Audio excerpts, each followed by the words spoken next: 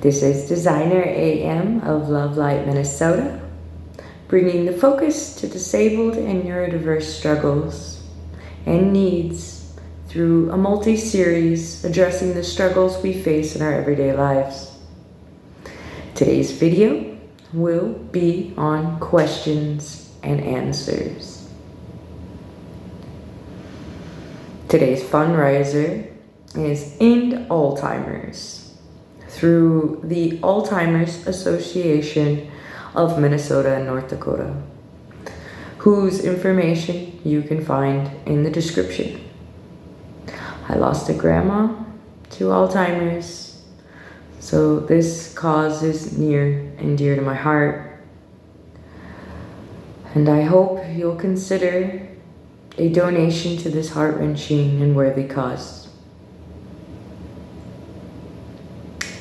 Thank you for supporting our candles community and advocacy, purchasing from or joining Amazon Prime through our links on YouTube, Facebook, and our website will all contribute to our community outreach.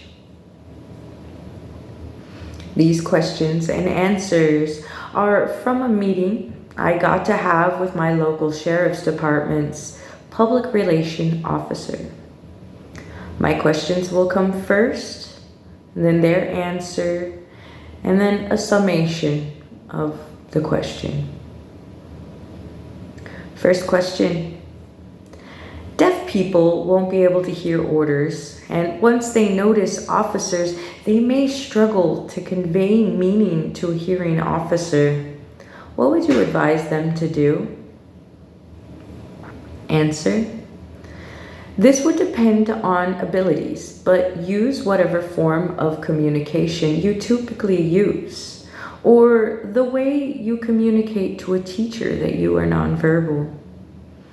Have a usable form of communication and share that with law enforcement. Storyline, cell phone, tablet, sign language, pen and paper, etc. Summation. They do recognize sign language and have language line and teletype. Traffic stops utilize typing and texting. All officers carry paper. Signal that you need a writing instrument before reaching or moving too much. Second question. How could a disabled person say to an officer to let them know they aren't able to comply with raising their hands? Answer. Using whatever communication that they could to communicate other information. Verbally is most clear, but that might not always be an option. So again, a shake of the head. The universal, easiest safety tip when interacting with law enforcement is knowing that we focus on hands. Eyes can't hurt us, but hands can. So, as safety is paramount, even if you can't raise your arms, to try and keep your hands free of objects that could be thought of as weapons. And summation, verbally. Shake your head to give an all clear sign. Even if you have your arm in a sling or have a collarbone issue, make sure that your hands are clear of objects and that they can see your palms. Next question. Any advice to all caretakers of individuals who aren't able to reach their charge in time of distress? Trying to remain calm and still. Obviously, this can be challenging depending on abilities and emotions. If loved ones are calling in for concerning behaviors, provide as many details as possible. If someone, for instance, is nonverbal, can't raise their hands, or if they stim, this is useful information for the responding officers or medics. Or have workers or families meet officers, responders before arrival. Or have them call while en route and provide further information and answers to questions that may arise. In summation, any form of de-escalation that you can get out in front of before the meeting, the situation arises, could be useful. Remove anything that can cause harm.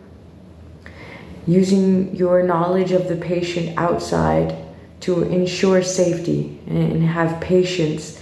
Try explaining and giving them more detail to calm the situation causing stress to the patient.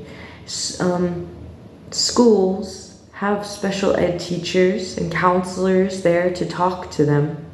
Getting advice for adults through occupational counselors who may have worked with them before, to just give all the details that may be necessary for the situation. Next question. Expressing feelings and knowing what's going on with ourselves as neurodiverse people are not always our strengths. Do officers get training for handling us when we are not at our best? Answer. 18 hours of training every 3 years on conflict management and mental health, autism, de-escalation, and many more. They do as much as possible to meet their community's needs by addressing and recognizing differences.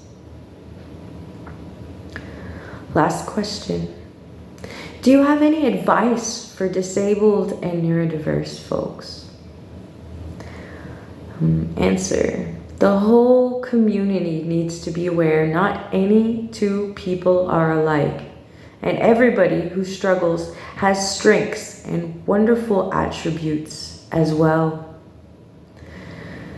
That people need to be championed and need an advocate, need a voice.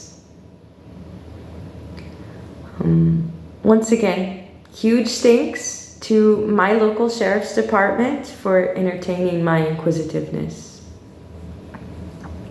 Follow and subscribe for more disability and cognitive differences advocacy from Designer AM of Lovelight, Minnesota. And follow the link in the description to donate to the Alzheimer's Association. Thanks, and have a great day.